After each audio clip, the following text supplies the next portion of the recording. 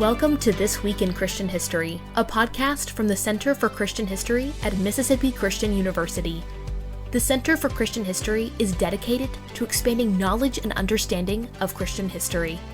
Our mission is to provide a scholarly, unbiased look at the events, figures, and movements that have shaped Christianity over the centuries. You can visit centerforchristianhistory.com for daily historical highlights, and each week on this podcast, we'll do a deep dive into key moments with Christian history's leading authorities. Our first historical highlight for the week is Samuel Seabury, the first Anglican bishop serving in the newly independent United States. Before the American Revolution, Anglican clergy in the colonies depended on the Church of England for ordination and oversight. English law required bishops to swear allegiance to the British Crown, a requirement that Seabury, an American loyalist who remained committed to serving the Church in Connecticut, would not fulfill. Thus, he traveled to Scotland, where, in 1784, the non-juring Scottish Episcopal bishops consecrated him as bishop. He then returned to America, and, on August 3, 1785, was officially recognized as the Bishop of Connecticut by the clergy of his diocese. Our next historical highlight is Oswald, who, upon regaining the throne of Northumbria in 634 AD, made Christianity a central part of his reign, a reign that helped lay the foundation for the eventual Christianization of much of Anglo-Saxon England.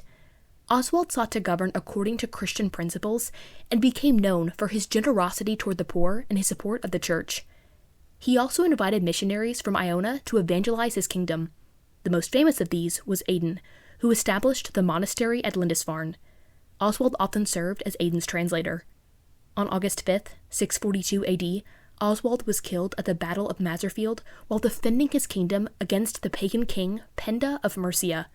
Medieval tradition records that he prayed for his soldiers as he died, and he was soon honored as both a martyr and a saint.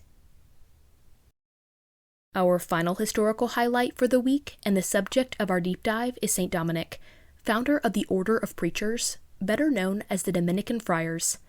St. Dominic's vision was to equip Christians with a deep understanding of Scripture, so that they could faithfully proclaim the gospel. False teachings were spreading across Europe, and he believed that well-trained, disciplined preachers were essential to strengthening the church.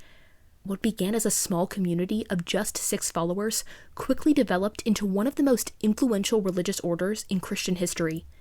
By the time St. Dominic died on August 6, 1221, the order had expanded into a movement with members numbering in the thousands. Dominicans devoted themselves to preaching, theological study, education, and missionary work. They established schools and universities throughout Europe and produced many of Christianity's most influential thinkers, including Thomas Aquinas. Today in our deep dive, Nick Walters, founder and director of the Center for Christian History, talks with Father Villiam of the Historical Institute of the Order of Preachers about St. Dominic.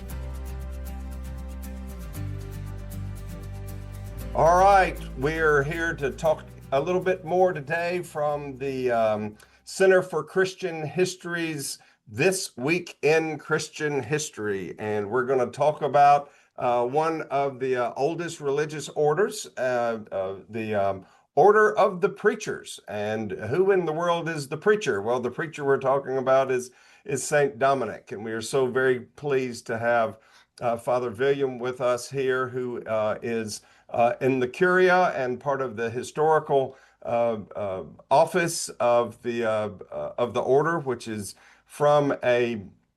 he's talking to us today from a spot that has been a part of the Dominican Order for a long period of time, right? Straight from Rome. So, Father, thank you so much for taking time to visit with us today.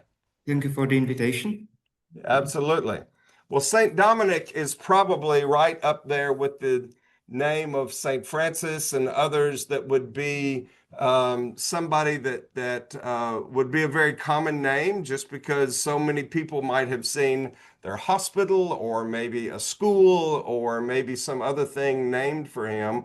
But tell us more about who he was before he got to the priesthood, and what his family was like and where he was from. Any of those things, we'd love to know his background. Yeah. Actually, you mentioned Saint Francis, and it's interesting. Very often when we speak about Saint Dominic and try also to present his biography, his importance for the church history, we use that way of comparing Dominic with Francis, because Francis is most famous, more known than Dominic to the general audience. But I think we Dominicans always stress Dominic is not less important than Francis, of course. So, but actually, also when we look at or when we ask for biography of Saint Dominic, it's perhaps a little bit more difficult to establish all dates and all details of his life because his friars or the first one who put together a kind of biography of Saint Dominic. It was his successor then as head of the Order of Preachers, Jordan of Saxony, so the second master of the order, author of the booklet on the beginnings of the order. Okay. And so he was more interested, he described the life of Saint Dominic, but not only from his own knowledge, but also from, he got together from testimonies of other friars. But this Jordan of Saxony was more interested in the, I would say, birth of the community of the friars than in the life of Saint Dominic himself. So we can say it's a kind of collective biography in which, of course, Dominic plays a major role, but it's not only on him. And then we can see that this is a typical, let's say, mark for the Dominican historiography, or when we research in the history, in the life of Saint Dominic, we always connect his personal history to the history of the order. So this is the first thing I think it's important to stress. The second one, many details from the life of Saint Dominic we learn reading biographies, so I would say testimonies and legendae, so writings on his life written during the 13th centuries. And so we put together as small pieces so that at the end we get something like biography of Saint Dominic. But back to your question.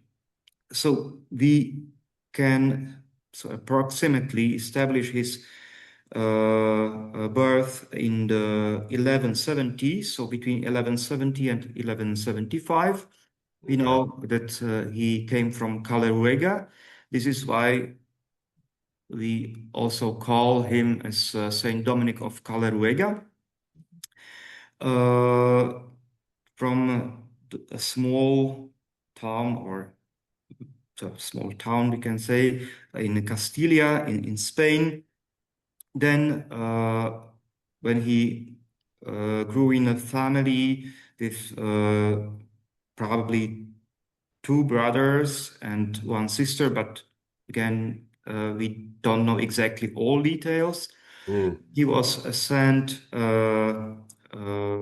to studies in first with his uncle, who was a priest, then in a small parish later in the city of Palencia, where one of the first medieval universities, we can say, was in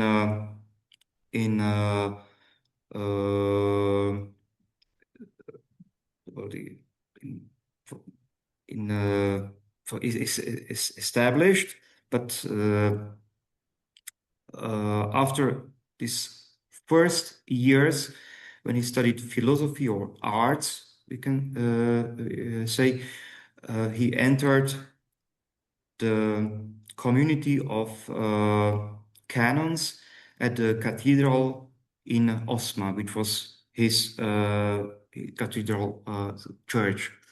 And he's still in Castile? yeah, He's still yes, in Spain? yes, Okay. yes. And that's Spain, right? For those Yes. that might not. So he is a Spaniard by birth, we would say, Exactly. right? Okay.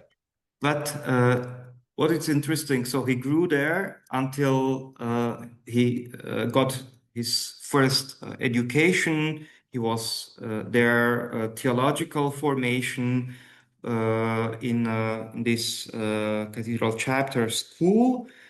He was ordained to priesthood. Today we would say he made quick career as ecclesiastic, but for him, for sure, it was more service than to the church and ministry than looking for career. And then he became the sub-prior, which is second man after the bishop within this cathedral chapter. So with some responsibility for the community of canons. And this already says a lot about his capacities as a spiritual man, so man of prayer, but also with some capacity in governance of a small community. Okay. Then an important point is in his history is that mission entrusted to his bishop Diego of Osma and to Dominic. They were sent by the Castilian king Ferdinand VIII to search for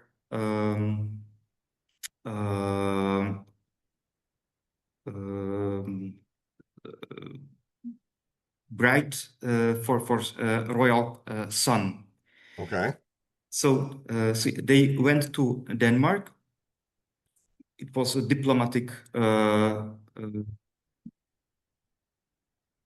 journey, but for Dominic, it became so it changed from a diplomatic mission to the spiritual, because while they went through the southern France, they met the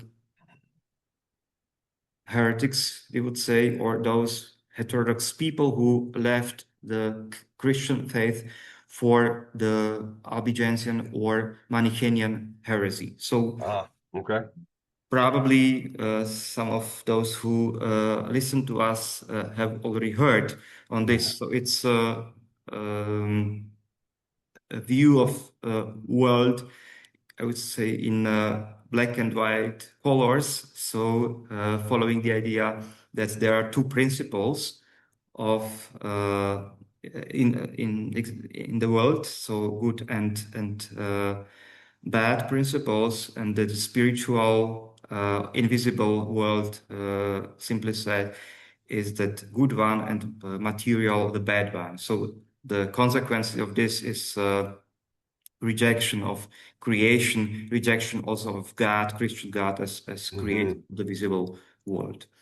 So for Dominic, the meeting with those people became an invitation to preach the word of God, to create and to bring the people from this strange views back to the Christian Gospels.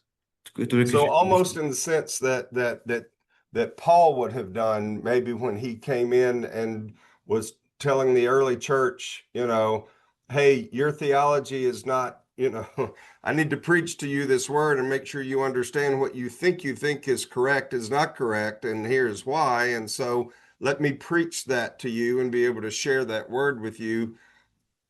Maybe even some of that same sense about you're not getting it, your theology or your doctrine is off, and let me get you back to what is correct.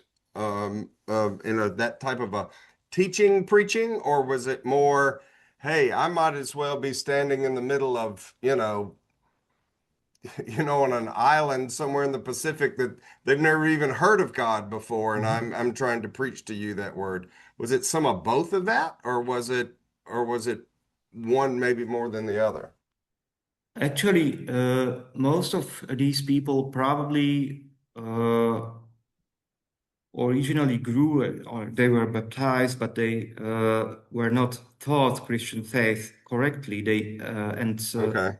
They received some inputs that came from the Eastern Europe during the 12th, 11th, 12th centuries to the West, and created a new heretical movement. So for Dominic, it was firstly not, I think, an attempt to teach them the correct theology, but he was deeply convinced of his Christian faith, and especially convinced of the role of Jesus Christ as God and man, and convinced of the beautiful and goodness of creation. So these central messages of Catholic doctrine, which were rejected by those heterodox movements. So he wanted to show the people the beauty of God, who is created, who love human beings, God who is interested also in in human lives, with everything what belongs to them. And this kind of spiritualizations, separation, the spiritual or invisible world from that material or visible, was bringing confusion in the concrete everyday life of the people. So it meant to look with suspicion at everything what let's say the people should like, the beauty of creation, beauty of the world, visible created world, and so bringing back the people to Christ, the incarnated, the